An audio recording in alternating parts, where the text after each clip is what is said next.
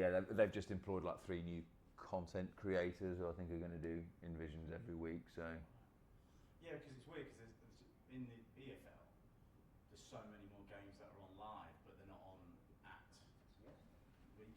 Morning, that's good. Morning. Morning. The table. Boring. Really boring. We were just talking about Mallorca. Where was your place again in Mallorca? You have a place in Mallorca, right? Yeah. Yeah. What's that? What? We were just chatting about it because he's just come back from Mallorca. Yeah. Santa Ponta. There you go. All good? Jurgen, firstly, I wanted to touch on Lucho. Obviously an emotional day for him on Sunday. From your perspective as a manager, has it been quite a difficult scenario to work your way through, or is it just a case of taking the human side and leaving it to him as to how he wants to be? Yeah, I don't know how I would describe it. If it's not. It's difficult in a different way. So it's not about. I always know that there are more important things than football. I never forget that. It's just during the games from time to time, you forget that. But around that, it's always clear. The priority list is always clear. And so, never had a situation like that. We have different situations in life, and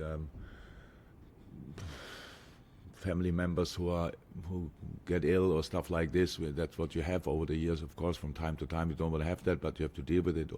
Or even if grandparents or parents die, you have that as well. But that's a situation which ends in a specific moment, and then we as human beings have to deal with it. But this is so different because it's an ongoing thing, and you never know, and you want to help, and you can't help. So that makes it really special. And you're always afraid for your dad in this case, or we for a dad of a friend of us. So that's the difference. And but the only way I understand it is. That Lucho has to make the decision. Lucho has to say when he's ready. Lucho has to tell me, I want to train, I will do that. I don't think I ever did that before, for that long time at least. But it's new, unfortunately, and so that's why we dealt with it like we did. Do you think his desire to play and be part of the team, for whatever reason he wants it to be, almost gets a few percent out of everyone around him? I don't think about that. It's really, I understand that we talk about it, and then that's one thing we worry, and the other thing is, what else could it mean? It's not important. It's really not important. The boys, but this group was very together before that happened, but in the moment, then it's just good that we are that together, that everybody is really caring. And Lucho knows that. That's not nothing else what I want to take out of it or whatever. I said for the first game, fight for him, but it was not that I wanted an extra fight. I just needed to find a way to get focus on the next game, because that was super difficult, the first game we played without him, because it didn't feel right that you play football at all in this moment, but we had to do it, so we did it, and the boys found a way. For footballers, for people in general in sport or whatever, the team you are in is the safe place, should be the safe place, and that's what Lucho then from a specific moment on could use again. We are here when he's here. We don't talk to him about it. It's not news, whatever. If there are news, we get them, but we don't have to ask for it. We know how he feels, so we don't have to ask for that. So when he's here, it's normality. You spoke after the Luton game, which is always difficult with the draw, isn't it? Whether you take it to the glass half full or glass empty as a point gained or 2 dropped. But you said there was 0.0 counter pressing in that first half in particular, and you would try and work it out as to why. Have you managed to work it out yet? Yeah, because we were there, but we were not there. It's like we counter press is an impulse in the first moment, and then the last moment, the last step is the most important. So if you are there, you have to block the ball. We had situations where we were with 3 players against 1, but the one Luton player could get out. It just shows that the last % of conviction on that night was not there. No, the reason, I don't know why it was not there. I can just say it was not there. And we will change that, definitely. That's very important for the way we want to play. And besides that, I think when you watch it back, there's one team who should have won the game. That's us. We didn't use our chances. So then you cannot win a game. when we concede a goal, then you have to score at least one to get a point, and that's exactly what happened. But there's no bigger story behind it. It's just a game. We were not at our best, definitely not that night. It was a different game to most others we played, and now we have the chance to put it right again. There were a few games, I guess, sort of like that last season. I think 6 of the away games against the bottom half you didn't score in. So at least you can take a little bit of a positive that you found a way this time to get a goal and get something out of the match. In a world where everything gets analysed, I can imagine that is an interesting fact. Let's take the Nottingham away game last year, which we lost 1-0. In this game we had sitters from half a yard, from a yard. So things happen sometimes in life and there's no explanation for it. And it's not that we are there and we don't create or don't have that. If in the moment when you create a lot but you don't finish it off, that has nothing to do with attitude or whatever. It's just, it happened. Hey, we got it. It's an inch on the foot or the head or whatever, and that's it. That's all the difference between scoring and not scoring. So if that's the case, and it was the first goal we scored against a newly promoted team, yeah, then it's a start, whatever. I don't know when we play the others, but we will play them, obviously, and we will try again. First and foremost, to play better. If we play better, then it's a good chance that we will score. I guess one of the negatives from Sunday is that Alexis will miss the Brentford game. A lot's obviously been made of him, a lot's been spoken about Dom.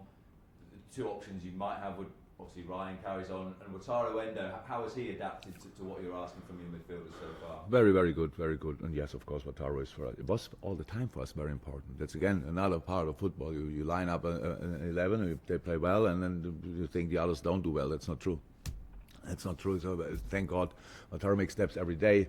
And that's important. And we had stories like this in the past. You know, this year it looked like a little bit different, that players maybe fit in a bit quicker, but we had stories. I don't know, Andy Robertson didn't play for half a year. Nobody can remember it anymore, but it was like that. Other players as well had their struggles in the beginning, so that's all fine. Absolutely no problem. He didn't even struggle. It's just we play pretty good and successful. And it's super important for us. He played a lot of games.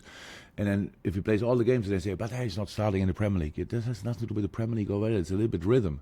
But he will definitely start games in the Premier League, 100%. And now it's just important that we get through this period until the international break, and then after, especially, that we get through this with as little injuries as possible, because the games are coming thick and fast. It's crazy how many we have to play, and we need them all, and you will see them all. And we are together for a while. We are much better used to each other than we were. Things going in the right direction. We are not there yet. We are not as stable as I wish, but that's normal as well. Besides that, all fine. Other midfield options, we saw you bring on Trent in that midfield position against Bournemouth in the Cup last week. Did it, obviously tried it in pre-season as well. Do you see that as an option? Yeah, possibility. Depends on the situation, the opponent, on a lot of things. But yes, of course, we know that he can play there. And for us, just if we just put him there, then we lose one of the best right backs in the world. So that we should not forget that completely, at least. So yeah, of course, he's an option for that position. Brentford's next. Don't think I've ever seen an easy game that you've had against Brentford since they were promoted. I'll come on to the challenges that they pose in a moment, but particularly the away game that you played against them last season, was that one of the matches where you thought something needs to change, or this is coming to the end of a great team? Thankfully, sometimes I remember bad things. In this specific case, not really. I'm pretty sure it was not good. And did they score from a set piece? Pretty sure. Yes, super challenging to play. Thomas Frank and Brentford, it's for different reasons. For sure, they do really well. So I'm not sure they're 100% happy with the season, but losing Ivan Toney, that player he was for them, is really is brutal. And yeah, but they are stable in the table. That's probably what Brentford wants, getting through this situation, and then when he's coming back, using him again or whatever. And yeah, it's a specific side. It's well organized.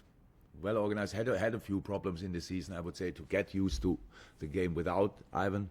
But when you look in the table, They are in the middle with a tendency going up, so that's how it is. But it's well organized, the sensational set pieces and all these kind of things. That's it. Really offensive players, really fast, counter-attacking, really good.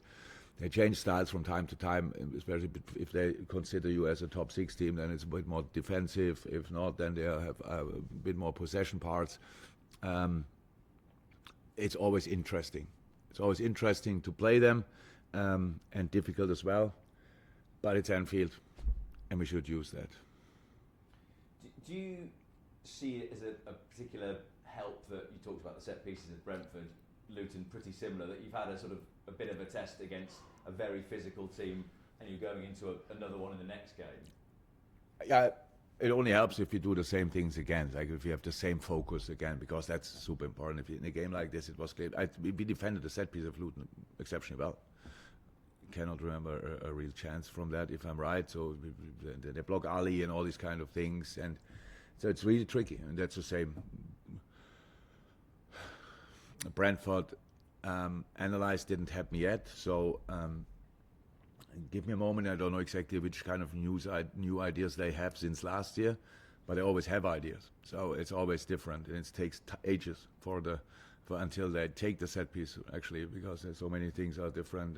Without a first post, a far post, first post, whatever. Have a huddle, no huddle, pass the ball back, short set piece, whatever. But they will have ideas, and in a game, you have to make sure that first and foremost the concentration level is there, and everybody feels responsible in these moments, because sometimes offensive players, for them it's kind of a break. Okay, it's not my first job, and then the ball is coming around, and you are not there for the ball to the edge and stuff like this. So that was really good, and yes, it helps. The more positive performances you have in that specific part of the game, the better it is, and the more conviction you get from it, and that's what we should do. Just a final one about the job that Thomas Frank has done, really. Do you ever sort of see a little bit of yourself in certain other managers, that probably when you started out with Mainz you had to do things differently to get up and ultimately stay up, that clubs like Brentford deserve a lot of praise because they don't have the ability to invest maybe as heavily as other clubs? It's a while ago that I see myself in this situation, because it's too long ago that I was at Mainz. But of course, I understand it, like it was now with Robert at Luton. That reminded me a lot. Small stadium, everything. Nobody needs Luton in the Premier League. Nobody needed Mainz in the Premier League. So that's how it was. But we were there and we enjoyed it, and it was like great fun for all of us. And each game was a massive challenge. I'm not sure Brentford is still in their bracket. To be honest, they are too smart. They're doing too well. Very smart transfer business, yeah. And Thomas obviously is adapting with style and stuff like this. He plays against possession teams that way, plays against other teams. All of a sudden, they are a possession team themselves. So it's really interesting. He's doing a brilliant job. He seems to be very happy there. A while ago, we had a managers meeting, and he could get there by bike. So obviously, he likes life in the area as well. So he's a cool guy. I respect him a lot, but I'm not sure I should compare these kind of things. Still, they are doing really well, really smart, and we want to win anyway. Thank you very much. You're welcome. Thank you, Rob. Thank you. Thanks, boss. Welcome. Thank you, Daniel.